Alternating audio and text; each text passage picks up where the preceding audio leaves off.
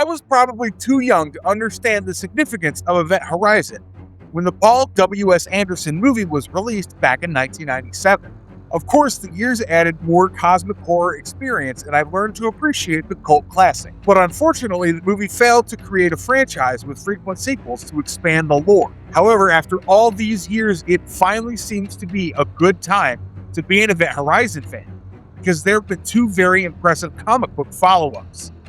The first one was Event Horizon Dark Descent, and the story was basically a prequel to the movie narrative. Now, the ongoing Event Horizon Inferno is a sequel story that's set 200 years after the events of the movie. These are still early days, with only the first issue released so far, but I'm already hooked on the story. And trust me when I say that Inferno is going to be one hell of a story. In this video, I'll break down the entire first issue and also reveal the shocking cinematic twist that changes everything that we've known so far about the movie.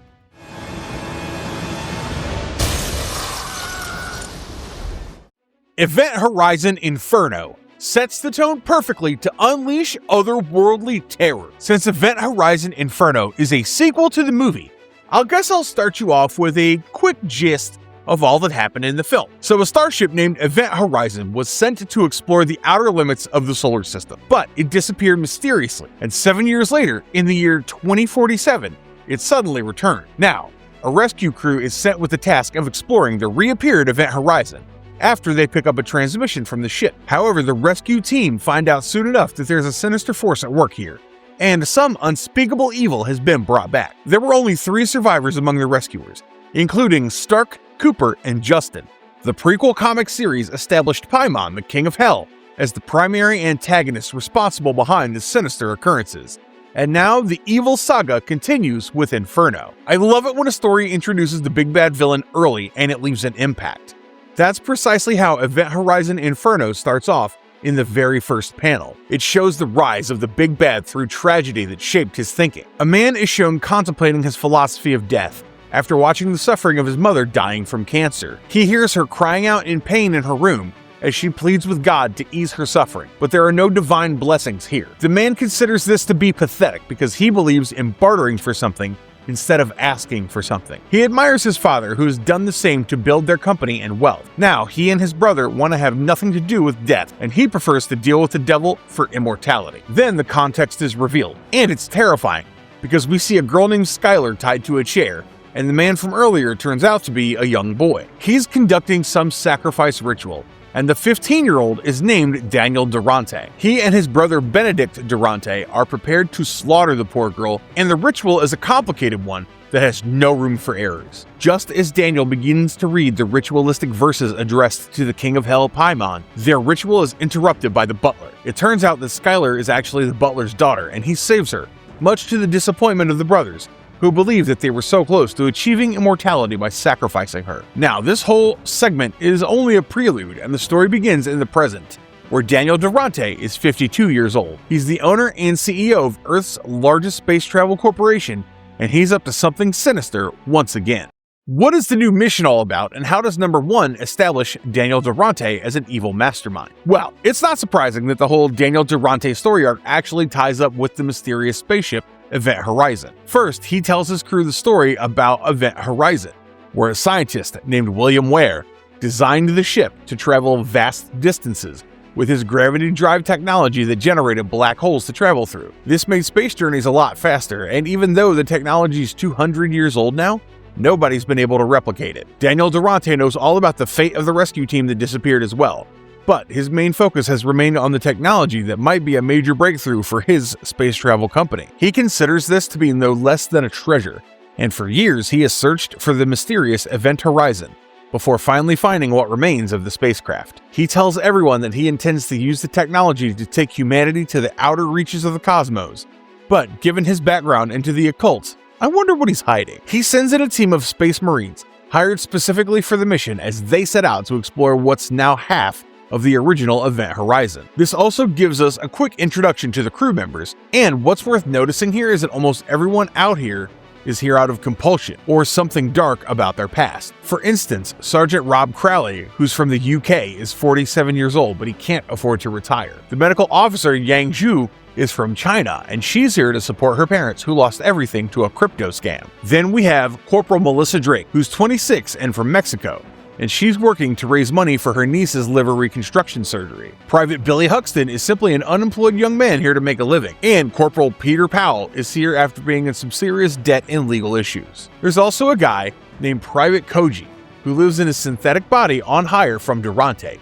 And as you can see, nobody is here because of their curiosity or eagerness to feature in the mission. Even the tactical specialist, Corporal Alexander Krauss, is a gambling addict, and he's the one guiding the Marines from the ship that carries Daniel Durante and his AI-driven synthetic second wife. Meanwhile, the team is now on board the Event Horizon, and it's weird from the onset as Krauss points out that they're picking up very faint life readings. The Space Marines have engaged their suit tracking, but one of them wonders if the ship's unusual design is bouncing their own life readings around the ship. Eventually, they come across the remains of Lewis and Clark's crew from the movie, and they find the body of Justin, who's dead in his cryogenic chamber. At least, I now know that there was never a happy ending or a proper rescue that came for the survivors, and I'll come back to this later in this video. By now, some of the team members are hesitant about the real nature of the mission and wonder if it really is for the technology. It's evident that some things just don't add up, such as the need for all the guns and the strange nature of Event Horizon, where they've been deployed. However, Daniel Durante gets impatient and he asks his wife Annabelle to ensure that the mission's completed soon enough. The crew members connect a payload that they've been given, and it's activated, but a nasty surprise waits for them. When it opens, out comes the ex-wife of Daniel, Skylar Durante. Yeah, she's the same woman who was about to be sacrificed, and I wonder what kind of forceful marriage she was a part of. The team members are puzzled to see her, and Annabelle is surprised, but Daniel's quick to assure her that Skylar's not here for romantic reasons. She's here as an offering, and I realized that my earlier assumption about Daniel was right, and he's here for something bigger than advanced space traveling technology. He's here for his immortality. This is when Krauss informs Daniel about the unnatural spike in the ship's readings and how it doesn't make any sense. It seems that Daniel came prepared for all such consequences because he knows what the ship needs.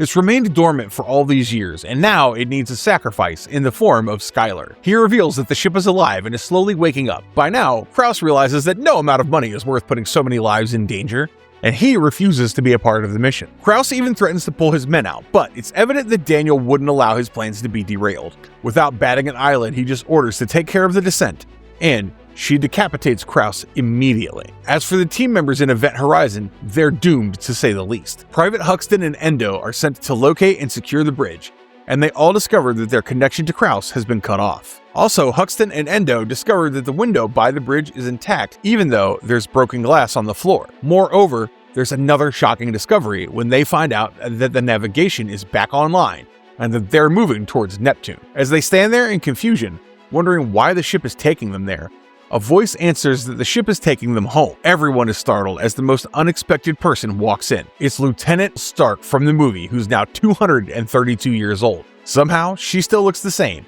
and she's the only hope for the clueless Space Marines. She tells them that the Event Horizon is taking them back to hell, and she asks them to be prepared with their guns because the demons won't just kill themselves. I love the final look of Stark, which also ends the first issue of the comic series, as she stands in her bloodied clothes holding an axe in one hand and a demon skull in the other. I'll be honest with you, I never expected one of the original characters from the movie to make an appearance in the comic book narrative, because it's literally set 2 centuries apart. This is what makes the surprising introduction of Jolie Richardson Stark all the more bizarre. Somehow, she's alive aboard the hellish spaceship, and I think it's an incredible shot as she's shown in the final panel.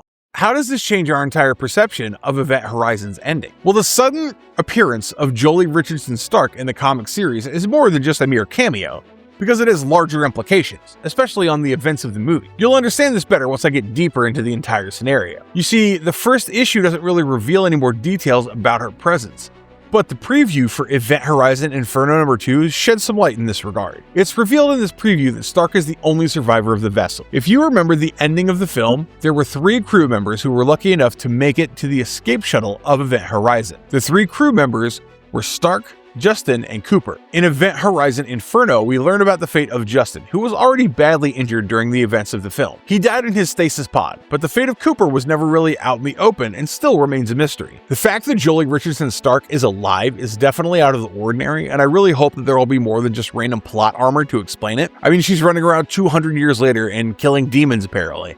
And I would love to know what she's been doing all this time and how she's been sustaining herself. In the movie, you could see a rescue team in the end, where they're intercepting the lifeboat vessel that contains Stark. She has a vision that one of her rescuers is demonic, but it's Cooper who comforts her by saying that they're all finally safe. But in the last shot, the film offered something that always lingered in our minds. We saw a door closing by itself, and I always thought that it meant the ship was still alive. Clearly, the whole rescue scene was only a hallucination, because it's evident that the survivors were never actually rescued. The way I see it, the appearance of Stark is all the more important, because it basically lays the groundwork for more characters to reappear in due time. As I've said before, the issue ends with the Event Horizon heading back to Neptune, and I'm guessing that there's a chance for it to slice into the Hell dimension somehow. If it does, I can't rule out characters like Ware or Miller reappearing, and they'll probably come in some twisted demonic form. Nevertheless, I think that bringing back such familiar characters will actually be good for the fans who've grown up watching and admiring Event Horizon as a one-of-a-kind cosmic horror flick. I will definitely bring you the complete story within the next few issues are released,